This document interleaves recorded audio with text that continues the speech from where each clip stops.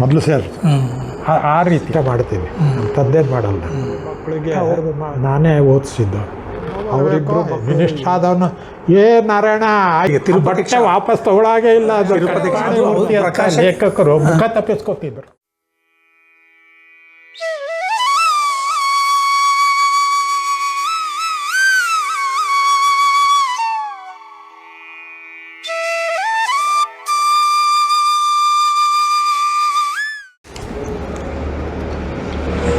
ಇದು ಯಾರ್ದು ಸರ್? ನಿಜಲಿಂಗಪ್ಪ ಅವರು ಹಸ್ತಾಕ್ಷರ.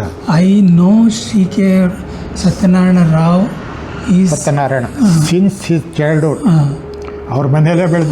he knows about 11 years. Born in November 1943. He taken keen interest in drawing. Drawing he is really good for his age. English ಚೆನ್ನಾಗಿ ಬರ್ತಾಯಿತ್ತು ಅವ್ರಿಗೆ. ಇದು ಪ್ರೈಮ್ ಮಿನಿಸ್ಟರ್ ಸೆಕ್ರೆಟರಿ ಅವರು ಬರೆದಿದ್ದು ಪತ್ರ. ಇದು ಜವಾಹರ್ಲಾಲ್ ಸಿಗ್ನೇಚರ್. ಹೌದು. President asked me to. ಇದು ಪ್ರೆಸಿಡೆಂಟು ರಾಜೇಂದ್ರ ಪ್ರಸಾದ್ ಕರ್ನಾಟಕಕ್ಕೆ ಭೇಟಿ ಕೊಟ್ಟಾಗ ಇಂಟರ್ವ್ಯೂ ಕೇಳಿದ್ವಿ. ಆವಾಗ ಏನಂತ ಕೊಡ್ಲಿಕ್ಕೆ ಆಗಲ್ಲ ಅಂತ president ask acknowledge thanks with receipt letter so enclosing his portrait made by you. ಅವ್ರಿಗೆ ಪೋರ್ಟ್ರೈಟ್ ಕೊಟ್ಟಿದ್ದಕ್ಕೆ ಅಕ್ನಾಲೆಜ್ಮೆಂಟ್.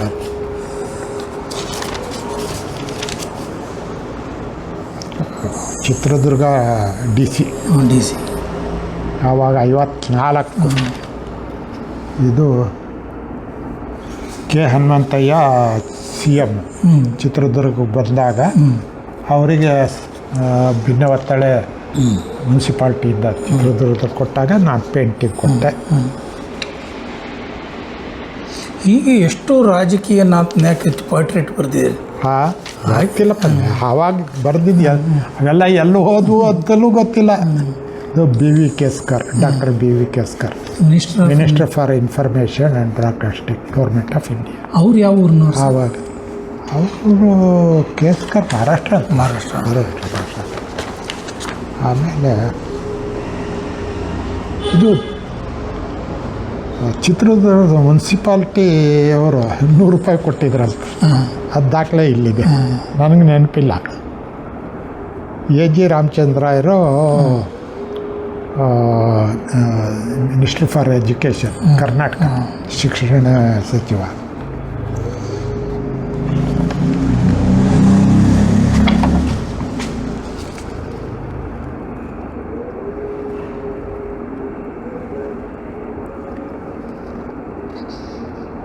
ಇದು ಇಲ್ಲಿ ಕರ್ನಾಟಕಕ್ಕೆ ಭೇಟಿ ಕೊಟ್ಟಾಗ, ಬೆಂಗಳೂರಿಗೆ ಬಂದಾಗ ಅವರಿಗೆ ಭೇಟಿ ಮಾಡೋದಕ್ಕೆ ಕೇಳಿದ್ವಿ. ಇದು ಆ ಸಮಯ ಸಾಲ್ತಾ ಇಲ್ಲ, ತಪ್ಪು ತಿಳ್ಕೊಬೇಡಿ ಅಂತ ಬರೆದಿದ್ದಾರೆ. ನಿಜಲಿಂಗಪ್ಪ ಅವ್ರದ್ದು ಮಹಾರಾಜ ಆಫ್ ಮೈಸೂರು. ಅದೇ ಹೇಳಿದ್ನಲ್ಲ 200 ರೂಪಾಯಿ ಕೊಟ್ಟ ಘಟನೆ. ಅದು ನಿಮಗೆ ಚಿತ್ರಕಲೀಲಿಕ್ಕೆ ಕೊಟ್ಟದ್ದು, ಕಲೀಲಿ ಅಂತ ಕೊಟ್ಟದಷ್ಟು ಅವರು? ಇಲ್ಲ, ಅವ್ರಿಗೆ ನೋಡಿದ ತಕ್ಷಣ ಖುಷಿ ಆಯಿತು, ಕೊಡಬೇಕಂತ. ಇಲ್ಲ, ಅವ್ರಿಗೆ ಒಂದು ಗೊತ್ತಾಯಿತು, ಹುಡುಗ ಓದಲಿ ಅಂತ. ಓದಲಿ, ಯಾವುದು ಶಿಕ್ಷಣದ ಚಿತ್ರಕಲೆ ಅಂತಲ್ಲ, ಯಾವ್ದಾದ್ರು ಓದಲಿ ಮೊದಲು ಬೇಸಿಕ್ ಸ್ಕೂಲ್ ಓದದೇ ಇದ್ರೆ ಹೆಂಗೆ ಬೆಳೆಯೋಕ್ಕಾಗುತ್ತೆ ಅಂತ. ಸೊ ಓದ್ತಾ ಇದ್ದಾನಾ ಇಲ್ವಾ ಮೊದಲು ಫಸ್ಟ್ ಹುಡುಗ ಓದ್ತಾ ಇದ್ದಾನೆ ಇಲ್ವಾ? ಓದ್ತಿದ್ದಾನೆ, ಓಕೆ. ಗೊತ್ತಿಲ್ಲ, ಮೊದಲು ಸೇರ್ ಆ ರೀತಿ 200 ರೂಪಾಯಿ FD ಇಟ್ಟಿದ್ರು. FD ಅದರ ಇಂಟ್ರೆಸ್ಟಲ್ಲೇ ಕಲ್ತಿದ್ದೀರಿ. ನೋಡಿ, ಆವಾಗ ಆ ಚಡ್ಡಿ ಹಾಕ್ತಿದ್ದೆ. ನಿಮ್ಮ ಚಿತ್ರ ಅಲ್ಲ, ಇಂದಿರಾ ಗಾಂಧಿ ನನ್ನ ಕೈ ಹಾಕ್ಕೊಂಡಿದ್ದು ಚಿತ್ರ ಇತ್ತು. ಆಯ್ತು. ಅವ್ರ ಹತ್ರ ನೀವು ಯಾವ ಭಾಷೆಯಲ್ಲಿ ಮಾತಾಡಿದ್ರಿ ಇಂದಿರಾ ಗಾಂಧಿ? ಆವಾಗ ಇಲ್ಲ, ಅವರು ಇಂಗ್ಲೀಷಲ್ಲಿ ಕೇಳಿದ್ರು ತಲೆ ಆಡಿಸ್ತಿದ್ದೆ ಅಷ್ಟೇ. ಎಸ್ ನೆಹರು ಇಂಗ್ಲೀಷಲ್ಲೇ ಮಾತಾಡ್ತಿದ್ದೆ. ಹೌದು. ನೆಹರು ಹತ್ರ ಹೌದು ಇಂಗ್ಲೀಷ್ ಅಷ್ಟೇ ಕೇಳಿದ್ದು. ಆಗ ನಿಮ್ಗೆ 17 ವರ್ಷ. 17 ವರ್ಷ ಎಷ್ಟಾಯ್ತು? ಹಾಂ 17 ಇಲ್ಲ 16. 16 ವರ್ಷ. ಹಾಂ 60 17 ವರ್ಷ. ಹ್ಯಾವ್ ಯು ಡ್ರಾನ್ ಅಂತ ಏನೋ ಕೇಳಿರ್ಬೋದು. ಹಾಂ ಎಸ್ ಎಸ್. ನೆನಪಿಲ್ಲ ಅವೆಲ್ಲ.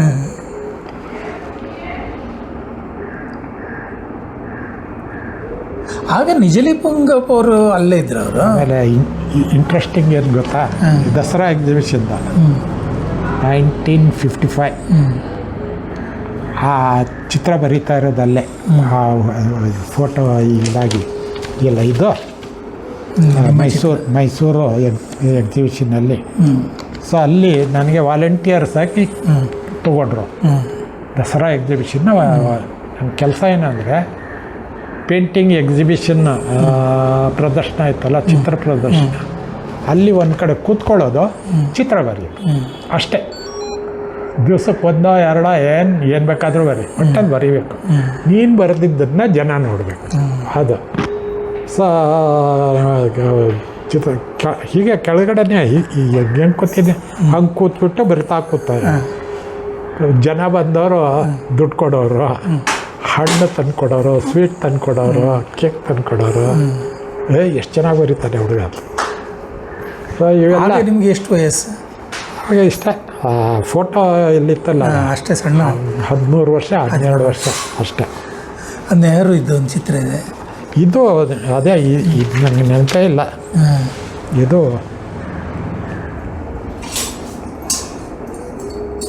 ಹರಿಹರಕ್ಕೆ ಭೇಟಿ ಕೊಟ್ಟಾಗ ಅವರಿಗೆ ಇದನ್ನು ತೋರಿಸಿ ಮೆಚ್ಚುಗೆ ಪಡೆದಿದ್ದೆ.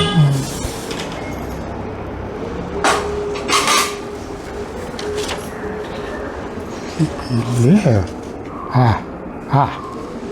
ಇದು ನೋಡಿ, ಕುಮಾರ ಸತ್ಯನಾರಾಯಣನಿಗೆ ಅಭಿನಂದನೆಗಳು. ಬಲವಂತರಾವ್ ದಾತಾರ್. ಯಾರು? ಸೆಂಟ್ರಲ್ ಮಿನಿಸ್ಟ್ರು ದಾತಾರ್ ಅಂತ.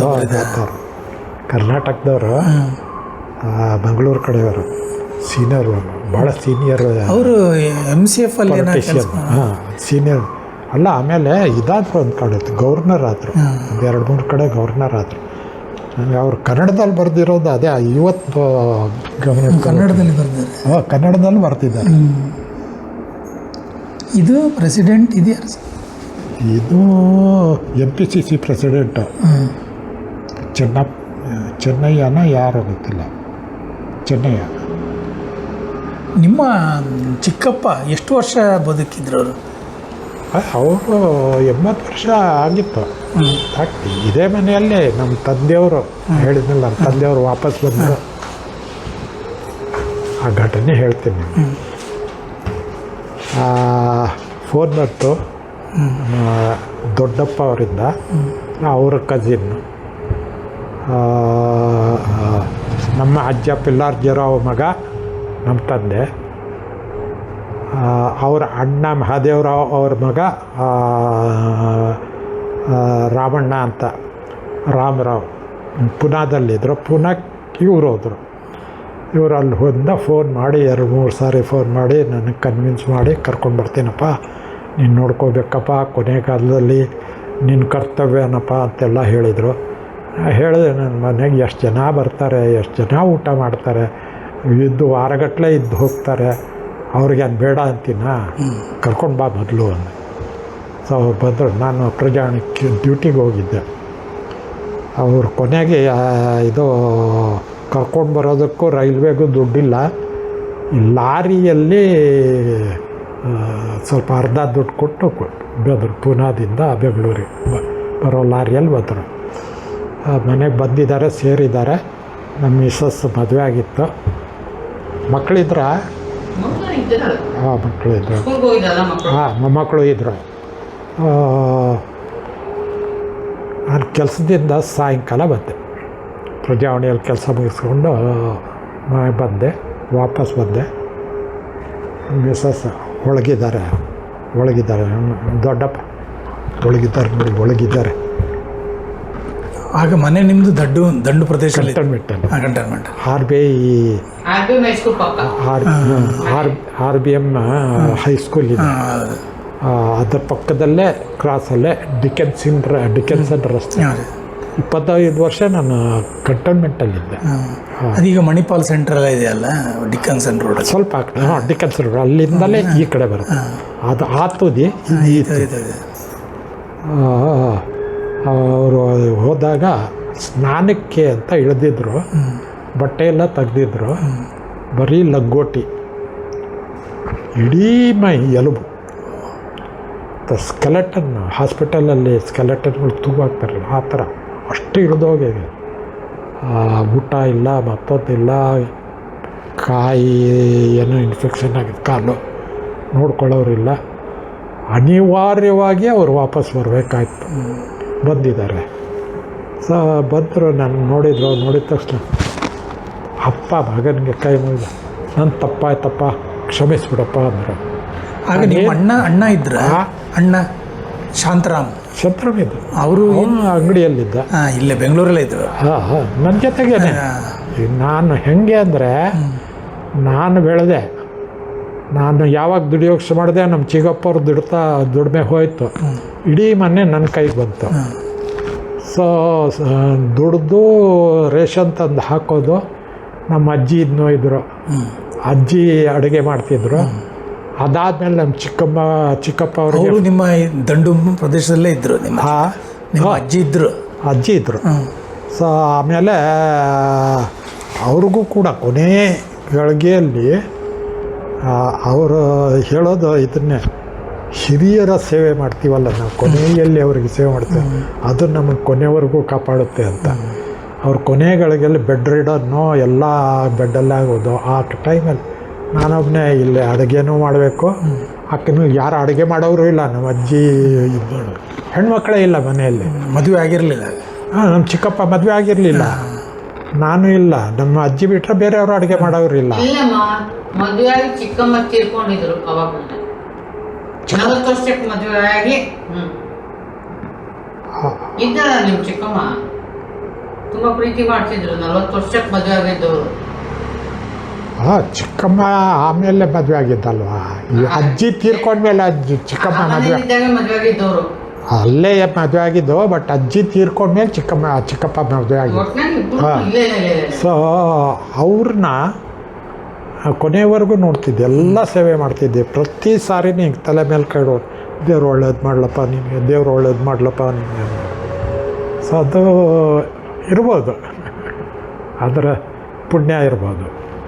ಸೊ ಅವ್ರಿಗೂ ನೋಡಿಕೊಂಡೆ. ನಮ್ಮ ತಂದೆ ನನಗೆ ಬಿಟ್ಟು ಹೋದರು ಅನ್ನೋ ಸಿಟ್ಟು ನನಗಿರಲಿಲ್ಲ. ನಾನು ಕನಿಕರ ಬಿಟ್ಟರೆ, ಅನುಕಂಪ ಬಿಟ್ಟರೆ ಮತ್ತೇನು ಅವ್ರ ಮೇಲೆ ಭಾವನೆ. ಅವ್ರ ಮೇಲೆ ತಂದೆ ಅನ್ನೋ ಗೌರವನೂ ಇರಲಿಲ್ಲ, ಪ್ರೀತಿನೂ ಇಲ್ಲ. ಯಾಕಂದರೆ ನನ್ನ ನಿಜವಾದ ತಂದೆ ನಾರಾಯಣರಾವ್, ಚಿಕ್ಕಪ್ಪ. ಇವ್ರದ್ದು ಫೋಟೋ ನಾನು ಮೇಲೆ ಹಾಕಿದ್ದೀನಿ. ಇವ್ರದ್ದು ತಿಥಿ ಪ್ರತಿ ವರ್ಷ ಮಾಡ್ತೀನಿ, ನಮ್ಮ ತಂದೆದು ಮಾಡಲ್ಲ. ಅವ್ರದ್ದು ಮಾಮೂಲು ತಿಂಗಳಲ್ಲಿ ಮಾಡ್ತೀವಲ್ಲ, ಅದ್ರ ಸೇರ್ಕೊಂಡ್ಬಿಡುತ್ತೆ. ಬಟ್ ಇವ್ರದ್ದು ಮಾತ್ರ ಪ್ರತ್ಯೇಕವಾಗಿ ಮಾಡ್ತೀನಿ. ದಾರಿ ಬದುಕನ್ನು ಕೊಟ್ಟವ್ರು ಇವರು. ನಮ್ಮ ಅಜ್ಜಿ ಮತ್ತು ಈ ಚಿಕ್ಕಪ್ಪ ಇವರಿಬ್ಬರು ಬರೆಯಲ್ಲ. ಆಮೇಲೆ ನಾನು ಕೂಡ ಇದೇ ಥರ ನನಗೆ ಹೇಗೆ ಬೇರೆಯವರು ಸಹಾಯ ಮಾಡಿದ್ರು, ನಾನು ಬೇಕಾದಷ್ಟು ಹೆಣ್ಣು ಮಕ್ಕಳಿಗೆ, ತಂದೆ ತಾಯಿ ಇಲ್ಲದೆ ಹೆಣ್ಮಕ್ಳಿಗೆ ಮದುವೆ ಮಾಡಿದ್ದೀನಿ, ಸಹಾಯ ಮಾಡಿದ್ದೀನಿ, ಓದೋದಕ್ಕೆ ಮಾಡಿದೆ. ನಮ್ಮ ಅಣ್ಣನ ಮದುವೆ ಮಾಡಿದೆ, ಅವನಿಗೆ ಅಂಗಡಿ ಇಟ್ಕೊಟ್ಟೆ. ಅವ್ರ ಇಬ್ಬರು ಮಕ್ಕಳಿಗೆ ನಾನೇ ಓದಿಸಿದ್ದು. ಅವರಿಬ್ಬರು ಮಕ್ಕಳದು ಮದುವೆ ಮಾಡೋ ಕೆಪಾಸಿಟಿ ಇರಲಿಲ್ಲ, ನಾನೇ ಮಾಡಿದೆ. ಒಂದು ಗಂಡು ಒಂದು ಹೆಣ್ಣು, ಒಂದು ಮಕ್ಕಳ ಜೊತೆಗೆ ಬೆಳೆದ್ರು. ಇದ್ದಾರೆ, ಈಗ ಎಲ್ಲಿದ್ದಾರೆ? ಎಲ್ಲಿದ್ದಾರೆ? ಇದ್ದಾರೆ. ಅವ್ರ ಮಗಳು ಮೈಸೂರಿಗೆ ಕೊಟ್ಟಿದ್ದೀವಿ, ಮೈಸೂರಲ್ಲಿದ್ದಾಳೆ. ಅವ್ರ ಮಗ ಇಲ್ಲೇ ಬೆಂಗಳೂರಲ್ಲಿದ್ದಾನೆ. ಅವ್ರು ನಮಗೆ ಚಿಕ್ಕಮ್ಮನ ಕಡೆಯಲ್ಲ, ಅಮ್ಮ, ತಂದೆ ತಾಯಿ ಅಂತಲೇ ಅಮ್ಮ ದಾದಾ ಅಂತಲೇ ಕರೆಯೋದು. ಅಷ್ಟು ಪ್ರೀತಿ ತೋರಿಸ್ತಾರೆ. ನಮ್ಮೂರ ಮಕ್ಕಳನ್ನು ಬೆಳೆಸಿದ್ವಿ, ಅವರಿಬ್ಬರನ್ನು ಬೆಳೆಸಿದ್ವಿ. ಬೇರೆಯವ್ರಿಗೆ ರಾಮಣ್ಣ ಅಂತ ನಮ್ಮ ತಂದೆ ಕರ್ಕೊಂಡ್ರಲ್ಲ, ಅವ್ರ ತಮ್ಮ ವಿಶ್ವನಾಥ್, 5 ಜನ ಮಕ್ಕಳು. ದಿಢೀರಂತ ಹಾರ್ಟ್ ಫೇಲ್ಯೂರ್ ಆಗಿ ಸತ್ತೋದು. ಸ್ವಂತ ಮನೆ ಇಲ್ಲ, ದುಡಿಮೆ ಇಲ್ಲ, ಎಂಥದಿಲ್ಲ. 4 ಜನ ಹೆಣ್ಮಕ್ಳು, 5 ಜನ ಹೆಣ್ಮಕ್ಳು, ಒಬ್ಬ ಹುಡುಗ. 5 ಜನ ಹೆಣ್ಮಕ್ಳದ್ದು ಮೊದಲನೇವ್ರದ್ದು ಮಾತ್ರ ಅವ್ರು ಮಾಡಿದರು ದೊಡ್ಡವ್ರು. ಉಳಿದಿದ್ದು ಎಲ್ಲ 4 ಜನ ಹೆಣ್ಮಕ್ಳದ್ದು ಮದುವೆ ನಾನು, ಅವನ ಮದುವೆನೂ ನಾನೇ ಮಾಡಿದೆ. ಇವೆಲ್ಲ ಜೀವನದಲ್ಲಿ ಸಾಕಷ್ಟು ಮಾಡಿಬಿಟ್ಟಿದ್ದೀನಿ. ನಮ್ಮ ಸಮಾಜದ ಸಂಬಂಧಪಟ್ಟಾಗ ಯಾವಾಗ ನಾನು ಬಂದೆ, ದೇವರಾಜ ಅರಸು ಇದ್ದರು, ಆಮೇಲೆ ಮೊದಲನೇ ಬಾರಿ ಹಾವನೂರು ವರದಿ ಬಂತು. ಅದರಲ್ಲಿ ನಮ್ಮ ಸಮಾಜನ ಹಿಂದುಳಿದವ್ರ ಪಟ್ಟಿಗೆ ಸೇರಿಸಿದ್ರು, ಸ್ವಲ್ಪ ಗುರುತಿಸಿದ್ರು, ಎಜುಕೇಷನ್ಗೆ ಸಿಕ್ತು. ಬಟ್ ನಮಗೆ ದಡ್ಗುಂಡೆವು ಅವರಿಗೆ ಇಂಥದ್ದೊಂದು ಮೀಸಲಾತಿ ಸಿಗ್ತಾಯಿದೆ, ಮಕ್ಕಳಿಗೆ ಓದಿಸ್ಬೇಕು ಅಂತ ತಲೆಗೆ ಹೋಗೋದಕ್ಕೆ 5 ವರ್ಷ ತಗೊಂಡು ಅದಕ್ಕೆ ನಾವು ಈಗೆಲ್ಲ ಆಟೋಮೇಷನ್ನಲ್ಲಿ ಈ ಬಟ್ಟೆಯಲ್ಲಿ ಹೊಲಿತಾರೆ. ಈಗ ನೀವು ದರ್ಜಿಗಳು ಅಂತ ಸಂಖ್ಯೆಗಳು ಭಾಳ ಕಡಿಮೆ ಇದೆ ಅಲ್ವಾ ಅಂತ? ಅಲ್ಲ, ಇದ್ದಾರೆ ಎಲ್ಲ ಇದರಲ್ಲಿ. ಒಂದು ಊರಿಗೆ ಒಬ್ಬ ಇಬ್ಬರು ಇರಲೇಬೇಕಲ್ವಾ? ದರ್ಜಿ ಇಲ್ಲದೆ ಹೇಗೆ ಒಬ್ಬ ಕ್ಷೌರಿಕ ಬೇಕು, ಹಾಗೆ ಚಪ್ಪಲಿ ಹೊಲಿ ಅನ್ಬೇಕು, ಹಾಗೆ ದರ್ಜಿನೂ ಬೇಕೇ ಬೇಕು. ಸಣ್ಣ ಮೂರದ್ರಲ್ಲೂ 2-3 ದರ್ಜಿಗಳು ಇದ್ದೇ ಇರ್ತಾರೆ. ಸೊ ಅವ್ರದ್ದೇನು ಅಂದರೆ ಯಾರ್ದೋ ಬಟ್ಟೆ ಅಂಗಡಿ ಸ್ವಂತ ಅಂಗಡಿ ಇಡೋಷ್ಟು ಕೆಪಾಸಿಟಿ ಇರೋಲ್ಲ. ಆಮೇಲೆ ಮಿಷಿನ್ ತೊಗೋಬೇಕು, ಬೇರೆ ಅಂಗಡಿಗೆ ಏನೇನು ಬೇಕು ಪರಿಕರಗಳು ತೊಗೋಬೇಕು ಅಂದರೆ ಒಂದು 25-30 ಸಾವಿರ ಇನ್ವೆಸ್ಟ್ ಮಾಡೋ ಕೆಪಾಸಿಟಿ ಇರಲಿಲ್ಲ. ಆವತ್ತು ಬೆಳಗ್ಗೆ ಯಾರು ಕೊಡ್ತಾರೆ, ಏನು ಎಷ್ಟು ಸಂಜೆವರೆಗೂ ಏನು ಹೊಲಿತಾರೆ, ಏನು ದುಡಿಮೆ ಬರುತ್ತೆ, ಆಮೇಲೆ ಹೋಗಿ ದುಡ್ಡು ತೊಗೊಂಡೋಗಿ ಅಕ್ಕಿ ತರಬೇಕು, ಆಮೇಲೆ ಮನೆಗೆ ಅನ್ನ ಮಾಡಬೇಕು. ಈ ಸ್ಥಿತಿ ಆಗಿನ ಕಾಲದಲ್ಲಿ.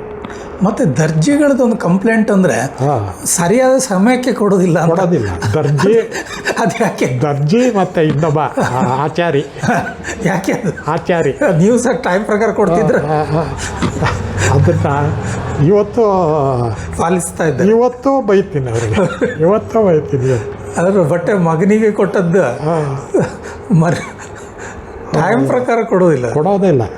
ನಾನು ನೋಡಿದ್ನಲ್ಲ, ಇದೇ ನಮ್ಮ ಚಿಕ್ಕಪ್ಪರ ಹತ್ರ ಹೊಲಿಯೋದಕ್ಕೆ ಇದು ಮಾಡೋರು, ಬಟ್ಟೆ ಹಾಕೋರು. ಎಷ್ಟು ಸಾರಿ ಬರಬೇಕು, ಅದು MLA ಆದವನು ಬರಬೇಕು, ಮಿನಿಸ್ಟ್ರ್ ಆದವನು, ನಾರಾಯಣ ಆಯ್ತೇನೆಯ ಕಳಿಸೋ ಬಟ್ಟೆ, ಆಯಿತು ನಾಳೆ ಕೊಟ್ಬಿಡ್ತೀನಿ. ಆಮೇಲೆ ಅದಾದಮೇಲೆ ಅದು ಯಾಕೆ ಅದು ಎಲ್ಲರೂ ಅದು ನಿಮ್ಮಲ್ಲಿ ಪರಂಪರೆ ಅಂದರೆ ತಮಾಷೆ ಏನು ಗೊತ್ತಾ, ನೀವು ಬಟ್ಟೆ ಹೊಲಿಯೋಕೆ ಕೊಡ್ತೀರ ಒಂದು ಕೋಟ ಶರ್ಟ ಜುಬ್ಬಾನ, ಅದನ್ನು ಮೊದಲು ಕಟ್ ಮಾಡಿಬಿಡ್ತಾರೆ. ಅದೇ ಶುರು ಈಗ ಬಟ್ಟೆ ವಾಪಸ್ ತಗೊಳಾಗೇ ಇಲ್ಲ, ಅದು ಕಟ್ ಮಾಡಿ ಅದಕ್ಕೊಂದು ಹಗ್ಗ ಕಟ್ಟಿ ಬಿಸಾಗ್ಬಿಡ್ತಾರೆ ಮೊದಲು. ಆಮೇಲೆ ಒಂದಾದ್ಮೇಲೆ ಹೊಲಿತಾ ಹೋಗ್ತಾರೆ. ಸೊ ಅದನ್ನು ಹೊಲಿಯೋದಕ್ಕೆ 3 ತಿಂಗಳು 6 ತಿಂಗಳು ಅದಾದ್ಮೇಲೆ ಅವ್ರೆಂಥವ್ರು ಗೊತ್ತಾ, ಇವ್ರಿಗೆ ನಮ್ಮವ್ನು ಬಿಡು, ಆಯಿತು ಕಳಿಸ್ತೀನಿ ಹೋಗೋಣ, ದುಡ್ಡು ಕಳಿಸ್ತೀನಿ ಹೋಗ. ಹೊಲಿದಾಗ ಒಬ್ಬರು ಕೂಡ ಶ್ರೀಮಂತರಾದರೂ ಕೂಡ ದುಡ್ಡು ಕೊಡ್ತೀನಿ, ನನಗೆ ಕಳಿಸೋದು ವಯಸ್ಸೂಲಿಗೆ, ಹೋಗಿ ಬರೋದು. ಬಟ್ಟೆ ಕೊಟ್ಟಿರ್ತೀರಿ, ಬಟ್ಟೆ ಹೊಲಿದು ಕೊಟ್ಬಿಟ್ಟಿರ್ತೀವಿ. ಅವ್ರದ್ದು ಅದದ್ದು ದುಡ್ಡು ಇರುತ್ತಲ್ಲ, ಕೋಟ್ ಹೊಲ್ದಿದ್ದೋ ಮತ್ತದ್ದು ಹೊಲ್ದು ದುಡ್ಡು ಕೊಡ್ಬೇಕಂದ್ರೆ ಅದಕ್ಕೆ 2 ತಿಂಗಳು 3 ತಿಂಗಳು ನಾನು 3-4 ಸಾರಿ ಕೊಡೋದಕ್ಕೆ ಸತಾಯಿಸೋದು. ನಾನು ವಸೂಲಿಗೆ ನಾನು ಹೋಗಬೇಕು, ಹೋಗಿ ಅವ್ರೇನೋ ಉತ್ತರ ಕೊಡೋದು, ನಾನು ಬಂದು ಹೇಳೋದು, ಹೋದ್ಯಾ ಬಂದ್ಯಾ, ಹೋ ಲಕ್ಷ್ಮಣ ಅಂತ ಬರೀ ಕೈಯಲ್ಲಿ ಬಂದ್ಯಾ ಅಂತ ಇವ್ರು ಬೈಯೋದು. ಜೀವನ ನೋಡಿದ್ದೀನಿ. ಇದು ನಿಮ್ಮ ಚಿತ್ರ ನೀವು ಕೊಡುವಾಗ, ಕಾದಂಬರಿ ಕೊಡುವಾಗ ಅಲ್ಲಿ ಟೈಮ್ ಪ್ರಕಾರ ಕೊಡ್ತಿದ್ರೆ ಹೇಗೆ ಅಂತ? ನೀವು ಇಲ್ಲ, ನಾನು ಕೊಡ್ತಿದ್ದೆ, ಹೋಗಿ ಕೊಡ್ತಿದ್ದೆ. ನನಗೆ ಬೆನ್ನತ್ತು ಬಿಡೋರು ತಗೊಳ್ಳೋವರೆಗೂ, ದುಡ್ಡು ಕೊಡ್ತಿರ್ಲಿಲ್ಲ. ಇದು ಭಾಳ ಇಬ್ಬರು, ಒಂದು ಗೀತಾ ಪ್ರಕಾಶ್ನ ರಾಮಚಂದ್ರ ಶೆಟ್ಟಿ, ಬಳೆಪೇಟೆ ಗೊತ್ತಲ್ಲ, ಮಾಡಿ ಮೇಲಿದೆ. ಅವರೊಂದು ಹೇಮಂತ ಪ್ರಕಾಶ್ನ ವೆಂಕಟೇಶ್ ಒಂದು, ಅವರಿಬ್ಬರೇ ಸರಿಯಾಗಿ ಕೊಡ್ತಾ ಇದ್ದಾರೆ. ಬೇರೆಯವ್ರು ಸ್ವಲ್ಪ ಪ್ರಕಾಶಕರೇ ಕೊಡಬೇಕು. ಈ ಲೇಖಕರು ಮಾರಾಮೂರ್ತಿ ಅಂತವರು, ನರಸಿಂಹಯ್ಯ ಅಂತವರು, ಅವರು ಸತ್ಯನ ಹತ್ರನೇ ಬರೆಸ್ಬೇಕು, ನನ್ನ ಹತ್ರ ಬರ್ಸೋರು. ಸೊ ಅವರು ನಿಮಗೆ ಅವ್ರ ಹತ್ರ ಇಸ್ಕೊಂಡು ನನಗೆ ಕೊಡಬೇಕು. ಪಾಪ ಅವ್ರ ಸ್ಥಿತಿ ಏನು ಅಂತ ನನಗೆ ಗೊತ್ತು. ನನಗೆ ದುಡ್ಡು ಕೊಡೋಕ್ಕೆ ಲೇಖಕರು ಮುಖ ತಪ್ಪಿಸ್ಕೊತಿದ್ರು. ಕೊಟ್ಟು ಅವರಿಗೂ ಪ್ರಕಾಶಕರೇ ದುಡ್ಡು ಕೊಡಬೇಕು. ಏನು ಎಂಥ ಕೆಟ್ಟ ಸ್ಥಿತಿ ಗೊತ್ತಾ, ರಾಮಮೂರ್ತಿ ಅವ್ರದ್ದು ಮತ್ತೊಬ್ಬರದ್ದು ಲೇಖಕರದ್ದು ಒಂದು ಪುಸ್ತಕ ಬರೆದ್ರೆ ಅವ್ರಿಗೆ 1,000 2,000, ಅನಾಕರು ಅಂಥವ್ರಿಗೆ, ತರಾಸು ಅಂಥವ್ರಿಗೆ 3,000 4,000 ಇದು ಗೌರವಧನ ಸಿಗೋದು. ಬೇರೆಯವ್ರಿಗೆ ಏನಿಲ್ಲ, ಬರೀ 100 ರೂಪಾಯಿಗೆ. 1000 ದಾಟ್ತಿರಲಿಲ್ಲ. ಅದಕ್ಕೂ ಬರೆಯೋರು. ಅಂಥವರು ಅವರಿಂದ ಪ್ರಕಾಶ ವಸೂಲು ಮಾಡಿ ನನಗೆ ಕೊಡಬೇಕು. ನನಗೆ 4 ಸಾರಿ ಸಿಕ್ತು ಸಡ್ಬೇಕು. ನಾನು ರಾಮಮೂರ್ತಿಗೆ ನೆನೆಸ್ಕೊಳ್ಳೋದೇನು ಅಂದರೆ, ನನಗೆ ಪತ್ರಿಕಾ ರಂಗಕ್ಕೆ ಕರ್ಕೊಂಡು ಬಂದವರು ಅವರು. ಅದೇ ಕಾದಂಬರಿಕಾರ ರಾಮಮೂರ್ತಿ ನನಗೆ ಎಷ್ಟೋ ದುಡ್ಡು ಕೊಡಬೇಕು, ಕೊಡಲಾರ್ದೆ ಹೋಗ್ಬಿಟ್ಟು. ಅದೇ ಅನಾಕರು ಅವರೇ ಬಾವುಟ ಅವೆಲ್ಲ ಅವರೇ ಮಾಡಿದ್ದೆ. ಅದಕ್ಕೆ ನೀವೇನಾರು ಐಡಿಯಾ ಕೊಟ್ಟಿದ್ರೆ? ಕನ್ನಡ ಧ್ವಜ ನನಗಿಂತ ಮುಂಚೆ ಅದು ಆಗಿತ್ತು. ಆಗಿತ್ತು. ಕನ್ನಡ ಕ್ರಾಂತಿರಂಗ, ಮತ್ತೊಂದು ಕನ್ನಡ ಸೇನೆ ಎಲ್ಲ ಅದೆಲ್ಲ ಮೊದಲೇ ಆಗಿಬಿಟ್ಟಿತ್ತು. ನಾನು ಅವರು ನಾಡಿಗ ಕೃಷ್ಣ, ಅನಾಕರು, ಇವರ ಸಂಪರ್ಕ ಮತ್ತು ಕನ್ನಡ ಮತ್ತು ಪತ್ರಕರ್ತರ ಸಂಘಟನೆ, ಈ ಸಂಘಟನೆಯಿಂದ ಆ ಕಡೆ ಕನ್ನಡದ್ದು ಅಲ್ಲಿ ಹೋಗಿ ಜಿ ನಾರಾಯಣರ ಪರಿಷತ್ ಅಧ್ಯಕ್ಷ ಆದ್ರಲ್ಲ, ಆವಾಗ ನಾವು ಜಾಸ್ತಿ ಮೋಸ್ಟ್ ಆ್ಯಕ್ಟಿವ್ ಆಗಿದ್ದವರು ಕಾರ್ಯಕರ್ತರು, ಕನ್ನಡದ ಕರ್ತರು.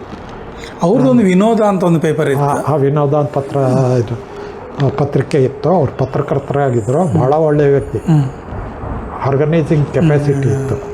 ಅವರು ಕಾರ್ಪೊರೇಷನ್ ಇಲ್ಲಿ ಪ್ರೆಸಿಡೆಂಟ್ ಆಗಿದ್ರ, ಮೇಯರ್ ಆಗಿದ್ದರು. ಭಾಳ ಸ್ವಚ್ಛ ಮನುಷ್ಯ, ಭಾಳ ಸಿಂಪಲ್ ಪರ್ಸನ್. ಯಾವಾಗಲೂ ಒಂದು ಲುಂಗಿ, ಒಂದು ಜುಬ್ಬ, ಮೇಲೊಂದು ನೆರು ಕೋಟು, ಒಂದು ಟೋಪಿ ಅಷ್ಟೇ. ಅವರ ಟೈಮಲ್ಲಿ ನಾವು ಕನ್ನಡ ಚಟುವಟಿಕೆಗಳು ಇವೆಲ್ಲ ಮಾಡಿದಾಗ, ಕನ್ನಡ ಸಾಹಿತ್ಯ ಅಧ್ಯಕ್ಷ ಆಗೋಕ್ಕೂ ಮುಂಚೆ ಕನ್ನಡ ರಾಜ್ಯೋತ್ಸವವನ್ನು ಹೊಸ ರೀತಿಯಲ್ಲಿ ಆಚರಿಸಬೇಕು ಅಂತ ನಾವೆಲ್ಲ ತೀರ್ಮಾನ ಮಾಡಿದ್ವಿ. ಸಮಾವೇಶ ಸೇರಿತ್ತು, ಸಮಿತಿ ಸಭೆ ನಡೀತು. ಹೊಸದಾಗಿ ಕನ್ನಡದ ಪ್ರಚಾರ, ಪುಸ್ತಕಗಳ ಪ್ರಚಾರ, ಪತ್ರಿಕೆಗಳ ಪ್ರಚಾರ, ಜನ ಕೊಂಡು ಓದಬೇಕು, ಅದರ ಬಗ್ಗೆ ಮಾಡಬೇಕು ಹೊರತು ಧಾಮ್ ರಾಜ್ಯೋತ್ಸವ ಮಾಡೋದು, ಈ ಡಿ ಜೆಗಳು ಹಾಕೋದು, ಹಾಡು ಮಾಡಿ ಕುಣಿಯೋದು, ಇವೆಲ್ಲ ಕನ್ನಡಕ್ಕೆ ಏನೂ ಉಪಯೋಗ ಇಲ್ಲ ಅಂಥೇಳಿ ಒಂದು ವಾರಗಳ ಕಾಲ ಕನ್ನಡ ಪುಸ್ತಕಗಳ ಪ್ರದರ್ಶನ ಮತ್ತು ಆಯವ್ಯ ಮಲ್ಲೇಶ್ವರದಲ್ಲಿ ಒಂದು ಪ್ರದರ್ಶನ, ಇಡೀ ಏರಿಯಾ ಓಡಾಟ ಮಾಡಿ ಮನೆ ಹೋಗಿ ಪುಸ್ತಕಗಳು ಮಾರಾಟ ಮಾಡೋದು.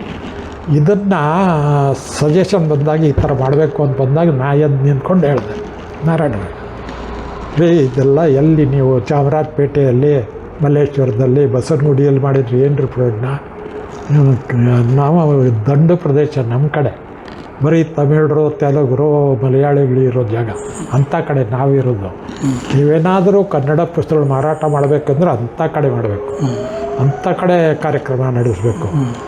ಅವರಲ್ಲಿ ಕೂಡ ಕನ್ನಡದ ಬಗ್ಗೆ ಪ್ರೀತಿ ಹುಟ್ಟಬೇಕು, ಅಂಥ ಕಾರ್ಯಕ್ರಮ ನಡೆಸಬೇಕು ಹೊರತು ನೀವು ಇಲ್ಲಿ ಕನ್ನಡಿಗರೇ ಇರೋ ಕಡೆ ಮಾಡಿದರೆ ಏನು ಪ್ರಯೋಜನ ಅಂತ ಸ್ವಲ್ಪ ತರಾಟೆ, ನನ್ನ ಶೈಲಿಯಲ್ಲೇ ತರಾಟೆ ಹೇಳಿದೆ. ಅವ್ರಿಗೆ ಹಿಡಿಸ್ತದೆ ತಕ್ಷಣ. ಅವತ್ತು ಒಪ್ಕೊಂಡ್ರು, ಎಲ್ಲ ಆಯಿತು. ಮೊದಲು ನೀವೇ ಮಾಡಿ ಸತ್ಯ, ನೀನು ಹಲಸೂರಲ್ಲಿ ನಾವು ಮಾಡಿದ್ವಿ, 3 ದಿವಸ ಮಾಡಿದ್ವಿ. ಎಂಥದ್ದು ವಿನಾಯಕ್ ಗೋಕಾಕ್ ಬಂದಿದ್ರು, ಆಮೇಲೆ ಶಿವರಾಮ್ ಕಾರಂತ್ ಬಂದಿದ್ದರು, ದಿಗ್ಗಜರು ಎಂಥವ್ರು ಬಂದಿದ್ದರು. ಚೀಫ್ ಮಿನಿಸ್ಟ್ರಿಗೆ ಇನಾಗ್ರೇಷನ್ ಕರೆದಿದ್ದು ಯಾವಾಗ ವೀರೇಂದ್ರ ಪಾಟೀಲ್ ಅವಾಗ. ನನಗೆ ಆ ಕೆಪಾಸಿಟಿ ಇತ್ತು, ಪತ್ರಕರ್ತ ಅಲ್ವಾ, ಪ್ರಜಾವಾಣಿ ಅಲ್ವಾ, ಸೊ ಸುಲಭ ಕರಿತಿದ್ದೆ. ಆವಾಗ 3 ದಿವಸ ಎಕ್ಸಿಬಿಷನ್ ನಾವು ಚೌಟ್ರಿಯಲ್ಲಿ ಮಾಡಿದ್ವಿ, ಕಾರ್ಯಕ್ರಮಗಳು ಮಾಡಿದ್ವಿ. 3 ದಿವಸದ ಇದರಲ್ಲಿ 3.5 ಲಕ್ಷ ರೂಪಾಯಿ ಪುಸ್ತಕಗಳು ಮಾರಾಟ ಆಯಿತು. ಯಾವಾಗ ಅದು 73-74 ಅದು. ಆ ಕಾಲದಲ್ಲಿ ಅದು ದೊಡ್ಡದು. ಅದು ಈಗ ಮಾಡ್ತಾರೆ, ಈಗ ಸಿಕ್ಕಾಪಟ್ಟೆ ಆಗ್ತದೆ, 2-3 ಕೋಟಿ ವ್ಯಾಪಾರ ಆಗುತ್ತೆ. ಸೊ ಅಂಥ ಕಾಲದಲ್ಲಿ ನಾವು ಕನ್ನಡ ಚಟುವಟಿಕೆಗಳಿದ್ದವರು ಇದರಲ್ಲಿ. ಅದರ ಒಂದು ಆಮೇಲೆ ಸಮ್ಮೇಳನ ಬೆಂಗಳೂರಲ್ಲಾಯಿತು, ಸಾಹಿತ್ಯ ಸಮ್ಮೇಳನ. ಅದು ಅವರು ಸಾಹಿತ್ಯ ಪರಿಷತ್ತಿನಲ್ಲೂ ಇದ್ರು. ಪರಿಷತ್ತಲ್ಲಿ ಒಂದು ಇವ್ರ ಅಧ್ಯಕ್ಷ ಇದ್ದಾಗ ನಾನು ಕಾರ್ಯಕಾರಿ ಸಮಿತಿ ಸಂಘ ಸಂಸ್ಥೆಗಳ ಪರವಾಗಿ ನಾಮಿನೇಟೆಡ್, ಅವರ ಪ್ರತಿನಿಧಿಯಾಗಿ. ಆಮೇಲೆ ಅಲ್ಲಿ ಹೈಸ್ಕೂಲಲ್ಲಿ ಫೋರ್ಟ್ ಹೈಸ್ಕೂಲ್ ಮಾರ್ಕೆಟ್ ಹತ್ರ ಮಾರ್ಕೆಟ್ ಇದೆಯಲ್ಲ, ಹೌದು. ಅಲ್ಲಿ ಸಮಾವೇಶ ನಡೆದಿದ್ದು 74 ಏನೋ. ಆವಾಗ ಇವರು ಸಮ್ಮೇಳನಾಧ್ಯಕ್ಷ ತಾರಾ ಸುಬ್ರಾಯರು. ಆಮೇಲೆ ಅವರು ಚಿತ್ರದುರ್ಗದ ಹಾಂ, ಅವರು ಚಿತ್ರದುರ್ಗದವರೇ. ಅವರು ಚಿತ್ರದುರ್ಗ, ಬಟ್ ಸೆಟ್ಲಾಗಿದ್ದು ಮೈಸೂರಲ್ಲಿ. ಸೊ ಆ ಅಧಿವೇಶನದಲ್ಲಿ ಮೊದಲನೇ ಭಾಷಣ ನಂದು. ಅಧಿವೇಶನ ಪ್ರತಿನಿಧಿಗಳ ಸಭೆ ನಡೀತಾ ಇತ್ತು, ಯಾವುದೋ ಸಬ್ಜೆಕ್ಟ್ ಬಂತು. ನನಗೆ ಸ್ವಲ್ಪ ಕೆರಳಿಸ್ತು. ಕೊನೆಗೆ ನಾನು ಹೋಗಿ ನನಗೆ ಬೇಕು, ಅವಕಾಶ ಬೇಕು ಅಂದೆ. ಸತ್ಯ ನಾವೇ ಕಾರ್ಯಕರ್ತ ಆರ್ಗನೈಸರ್ಸೇ ಭಾಷಣ ಮಾಡ್ತಾ ಕೂತ್ರೆ ಆಗುತ್ತಾ, ಹೊರಗಿನವ್ರು ಕೊಡೋಣ ಅಂದ್ರೆ ಇಲ್ಲ ನಾನು ಹೇಳೋದು ಇದ್ದಿದ್ದು. ಆವಾಗ ನಾನು ಮಾಡಿದ ಭಾಷಣ ಬಹುಶಃ 10 ನಿಮಿಷ ಮಾತಾಡಿದ್ದು. ಸುಮಾರು 20,000 ಜನ ಸೇರಿದ್ರು ಅಲ್ಲಿ. ಕೋಡಂದೂರು ಲಿಂಗಪ್ಪ ಓಡ್ ಬಂದ, ಕೆಳಗೆ ಕೂತಿದ್ದ. ಓಡ್ ಬಂದು ಎತ್ಕೊಂಡು ಸ್ಟೇಜ್ ಮೇಲೆ ಕುಡಿದ್ಬಿಟ್ಟ. ಏನು ಸತ್ಯ, ಏನು ಭಾಷಣ ಮಾಡಿದ್ರಿ ಅಂತ. ಮೊದಲನೇ ಭಾಷಣ ನಂದು ಆವಾಗ. ಕನ್ನಡದ ಬಗ್ಗೆ ನಿಮ್ಗೆ ಏನು ಗೊತ್ತಿದೆ, ಆ ಸಂಕಟ ನನಗೆ ಗೊತ್ತು. ನಾನಿರೋದು ದಂಡು ಪ್ರದೇಶದಲ್ಲಿ, ತಮಿಳರ ಮಧ್ಯ, ಮತ್ತೊಬ್ಬರ ಮಧ್ಯ. ನಮ್ಮ ಮಕ್ಕಳಿಗೆ ಕನ್ನಡ ಓದಿಸ್ಬೇಕು, ಎಲ್ಲರೇ ಆಗುತ್ತೆ. ನೀವು ಕನ್ನಡ ಪ್ರಚಾರ ಅಂತ ಇಲ್ಲಿ ಮಾಡ್ಕೊಂಡು ಕೂತ್ಕೋತೀರಿ. ಮಾತೆತ್ತಿದ್ರೆ ನೀವು ಇದು ಚಾಮರಾಜಪೇಟೆ ಅಂತೀರಿ. ಬೇರೆ ಕಡೆ ಮಾಡಿರಿ, ಕನ್ನಡದ ಕೆಲಸ ಏನು ನಡೀಬೇಕು. ಅವತ್ತು ಆ ದಿಟ್ಟಿನಲ್ಲಿ ಮಾತಾಡಿದ್ನಲ್ಲ, ಅದು ಸ್ವಲ್ಪ ನನ್ನ ಶೈಲಿನೇ ಹಾಗೆ, ಸ್ವಲ್ಪ ಪ್ರೊವೋಕೇಷನ್, ಮೋಟಿವೇಟ್ ಮಾಡುವಂಥ ರೀತಿ. ಸೊ ಮೊದಲನೇದು ಅದು ಅವಾಗ ಎದ್ದು ಕುಡಿದಿದ್ದ ಅದು. ಕೊಡಂದೂರು ಲಿಂಗಪ್ಪ ನಿಮ್ಗೆ ಗೊತ್ತು, ಈಗಲೂ ಇದ್ದಾರೆ. ಹಾಂ, ಈಗಲೂ ಇದ್ದಾರೆ. ಅವರು ಮಿನಿಸ್ಟರ್ ಆಗಿದ್ದರೆ? ಹಾಂ, ಇಲ್ಲ, ಒಂದು ಸಾರಿ MLA ಆಗಿದ್ದಾರೆ ಅಷ್ಟೇ. ಒಳ್ಳೆಯವರೆಲ್ಲ ಅಲ್ಲಿ ಮಿನಿಸ್ಟರ್ ಆಗ್ತಾರೆ. ಸೊ ಇದು ಕನ್ನಡದ ಕ್ಷೇತ್ರಕ್ಕೆ ಬರೋದಕ್ಕೆ ಕಾರಣ ಆಗಿದ್ದು. ಆಮೇಲೆ ಬರ್ತಾ ಚಳುವಳಿ ಗೋಕಾಕ್ ವರದಿ ಶುರು ಆಯಿತು. ಅದರಲ್ಲಿ ಸಾಹಿತಿಗಳ ಕಲಾವಿದರ ಬಳಗದಿಂದ ನಾವು ಹಮ್ಮಿಕೊಂಡ್ವಿ. ಅದರ 3 ಜನ ಇದರಲ್ಲಿ ಕಾರ್ಯದರ್ಶಿಗಳಲ್ಲಿ ನಾನು ಒಬ್ಬ. ನಾನು, ಡಾಕ್ಟರ್ PV ನಾರಾಯಣ ಮತ್ತು ನಟ ಅಶೋಕ್, 3. ಅಧ್ಯಕ್ಷರು ಇವರು, ಗೌರವಾಧ್ಯಕ್ಷರು ಚನ್ನವೀರ್ ಕಣ್ವಿ, ಚಿದಾನಂದ ಮೂರ್ತಿ ಅಧ್ಯಕ್ಷರು. ಸೊ ಭಾಳ ಚೆನ್ನಾಗಿ ಮಾಡ್ಕೊಂಡು ಬಂದಿದ್ದು. ಆಮೇಲೆ ರಾಜ್ಕುಮಾರ್ ಕರ್ಕೊಂಡು ಬಂದಿದ್ದಕ್ಕೆ ಮೂಲ ಕಾರಣ ಸಜೆಷನ್ ಬಂದಿದ್ದು ಲಂಕೇಶಿಂದ. ಅದೇನಾಯಿತು, ಒಂದು ಹಂತದಲ್ಲಿ ಈ ಬಹಳ ಚಾಣಾಕ್ಷ ಗುಂಡೂರಾವ್ ನಮಗೆಲ್ಲ ಕರೆದ್ಬಿಟ್ಟು ಮಾತಾಡಿ ಎಲ್ಲ ಮಾಡಿ ಎಲ್ಲ ಆಯ್ತು ಮಾಡಿಬಿಡೋಣ ಅಂಥೇಳಿ ನೆಕ್ಸ್ಟ್ ಏನೋ ಒಂದು ಸೂತ್ರ ಅನೌನ್ಸ್ ಮಾಡಿಬಿಟ್ರು, ಒಂದು ಸಭೆ ಮಾಡಿ. ಆ ಸೂತ್ರ ಅನ್ನೋದು ಪತ್ರಿಕೆಯಲ್ಲಿ 8 ಪೇಜ್ ಹೆಡ್ಡಿಂಗು, ಇದು ಗೋಕಾಕ್ ವರದಿ ಸೂತ್ರ ಜಾರಿಗೆ ತರೋದಕ್ಕೆ ಸರ್ಕಾರ ಒಪ್ಕೊಂಡ್ಬಿಡ್ತು ಅಂತೇಳಿ. ನಮ್ಮ